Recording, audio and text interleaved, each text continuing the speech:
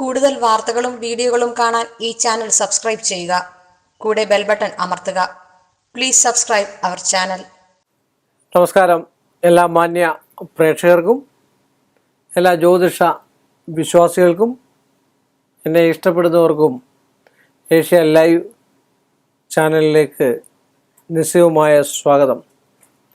എല്ലാവരും ചോദിക്കുക, ഇപ്പോൾ എല്ലാം പരിഹാരങ്ങളൊക്കെയാണ്, എല്ലാവരും ചോദിക്കുന്ന പരിഹാരങ്ങളാണ് അല്ലേ. എല്ലാവരും പൊതുവായിട്ട് ഈ പരിഹാരം ചെയ്തു കഴിഞ്ഞാൽ ഫലമുണ്ടോ എന്ന് നിങ്ങൾ ശ്രദ്ധിക്കണം.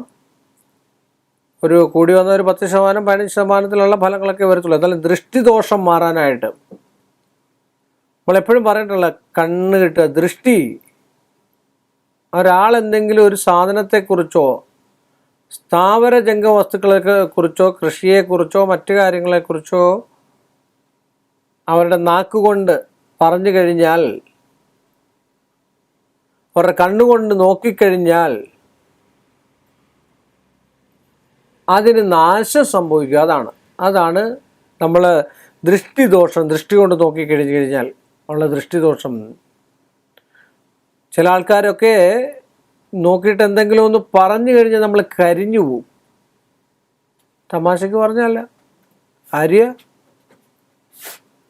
അങ്ങനെയുള്ളവരുടെ മുമ്പിലെങ്ങും പോയി നിൽക്കരുതേ. നിന്നാൽ തന്നെ അതിന് നിന്ന് കഴിഞ്ഞിട്ട് പരിഹാരമല്ല, അതിന് മുമ്പേ നമ്മൾ ദൃഷ്ടിദോഷങ്ങൾക്ക് പരിഹാരം ചെയ്യണം.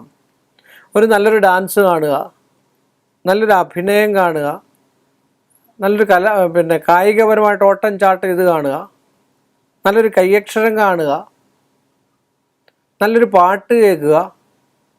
ആരെങ്കിലും നന്നായിട്ട് പാടുന്നുണ്ടെങ്കിൽ അയ്യോ കൊള്ളാലോ, ഉഗ്രൻ പാട്ടാണെന്ന് പറഞ്ഞാൽ മതി.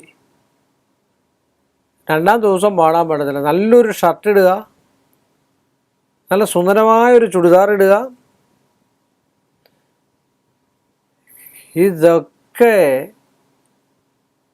ദൃഷ്ടിദോഷത്തിന് കാരണമാണ്. ഇതൊക്കെ ഏറ്റവും നല്ലൊരു പരിഹാരമാണ് നരസിംഹ ഹോമം. നരസിംഹമൂർത്തി വിഷ്ണുവിൽ നിന്നും വൈഷ്ണവ സങ്കല്പത്തിൽ സംഹാരത്തിനായിട്ട് അവതരിച്ചതായ നരസിംഹസ്വാമിയെ പ്രസാദിപ്പിക്കുക. ആ നരസിംഹസ്വാമിയെ പ്രസാദിപ്പിക്കുമ്പോൾ ദൃഷ്ടിദോഷത്തിനൊരു പരിധിവരെ വെച്ചാൽ നരസിംഹ ഹോമം നടത്തി സംവാദം സൃഷ്ടിച്ച് നരസിംഹ യന്ത്രം ഉപയോഗിച്ചാൽ ഒരു പരിധിവരെയൊക്കെ ദൃഷ്ടിദോഷത്തിനുള്ള മാറ്റങ്ങളും കാര്യങ്ങളും ഉണ്ടാകാനുള്ള സാധ്യതയുണ്ടെന്നാണ് ആചാര്യന്മാർ പറയുന്നത്. അത് തന്നെയല്ല, ചില സാധനങ്ങൾ ജപിച്ച് നമ്മൾ യന്ത്രമായിട്ട് ഉപയോഗിച്ചാലോ, ചില സാധനങ്ങൾ നമ്മൾ ഏലസിനകത്താക്കി ഹോമം കഴിച്ച് പൂജ കഴിച്ചിറക്കിയിട്ട് അത് ഉപയോഗിച്ചാലൊക്കെ ഈ ദൃഷ്ടിദോഷത്തിന് ഒരുപാട് വ്യത്യാസം, ജീവിതകാലത്തിൽ ദൃഷ്ടിദോഷം ഉണ്ടാകാത്ത അവസ്ഥാന്തരം ഉണ്ടാകുമെന്നാണ് പറയപ്പെടുക.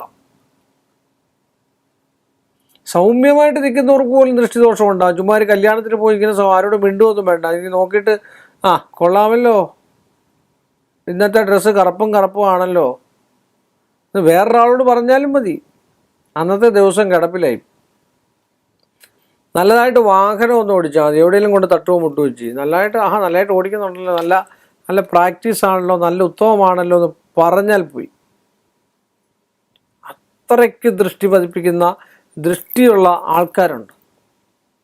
അവർക്ക് വേണ്ടിയാണ് നമ്മൾ ഈ സൗന്ദര്യലഹരിയിലെ ശ്ലോകങ്ങളും ഒക്കെ ഉപയോഗിക്കുന്നത്. അത് സൗന്ദര്യലഹരിയിലെ 20ാം ശ്ലോകം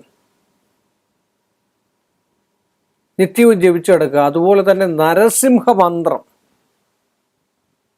എല്ലാ ദിവസവും നമ്മൾ കിടക്കുന്നതിന് മുമ്പ്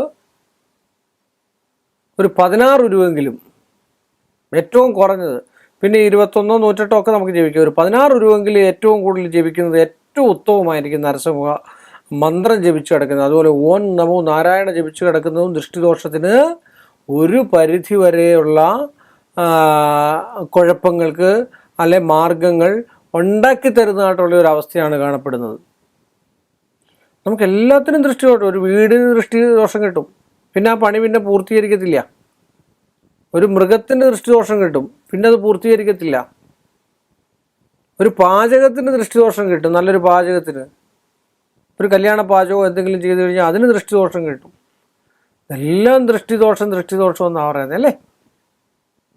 അപ്പം അതൊക്കെ കിട്ടാതിരിക്കാൻ വേണ്ടിയാണ് ഇങ്ങനെയൊക്കെയുള്ള പരിഹാരങ്ങൾ ചെയ്ത് അത്യന്തം ഗ്രഹപ്പിഴയായിട്ടുള്ള ദൃഷ്ടിദോഷമാണ് കവടി വെച്ച് നോക്കിയതിന് ശേഷം അതിന് തത്തുല്യമായിട്ടുള്ള പരിഹാരം ചെയ്യുമ്പോൾ ഇതൊക്കെ മാറി കിട്ടാവുന്നതുള്ളെന്ന് പറഞ്ഞുകൊണ്ട് ഈ എളിയ മനുഷ്യൻ്റെ ഈ ഒരു എളിയ എപ്പിസോഡ് ഇവിടെ അവസാനിപ്പിക്കുന്നു.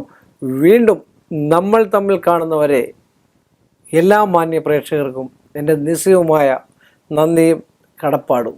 കൂടുതൽ വാർത്തകളും വീഡിയോകളും കാണാൻ ഈ ചാനൽ സബ്സ്ക്രൈബ് ചെയ്യുക. കൂടെ ബെൽ ബട്ടൺ അമർത്തുക. Please subscribe our channel.